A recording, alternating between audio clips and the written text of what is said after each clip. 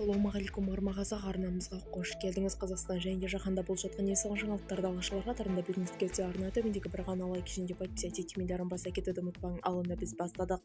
Зейнетақы рейтингін көтеремін. Ақтөбеде 22 адамның атынан несие рәсімдеген жігіт ұсталды.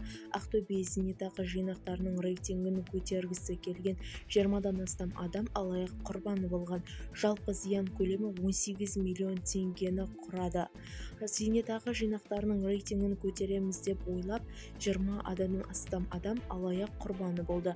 Ақтөбе қаласында 26 жастағы тұрғыны алаяқтық дерегі бойынша ұсталды. Алдын ала тергеу барысында күдікті зейнетақы жинақтарының рейтингін көтеремін деген сылтаумен азаматтарға сеніміне кіргені анықталды. Ал азаматтар ұялы телефондарын алып, олардың жеке деректеріне пайдалана отырып, микрокредиттік ұйымдарда несиелерін рәсімдеген. Кейіннен бірнеше айдан соң азаматтар банктерден кешіктірілген төлем туралы хабарлама алған кезде қайтадан оған жүгінген. Күдіктінің айтуынша, ол осы мүмкіндікті пайдаланып, қайтадан несиелер рәсімдеген.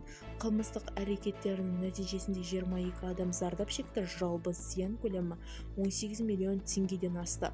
Осы факті бойынша тергеу жүргізілуде деп хабарлайды Ақтөбе қалалық ПДФ баспасөз қызметі. Бізді тамашалауды жалғастырыңыз, сау саламат болыңыз.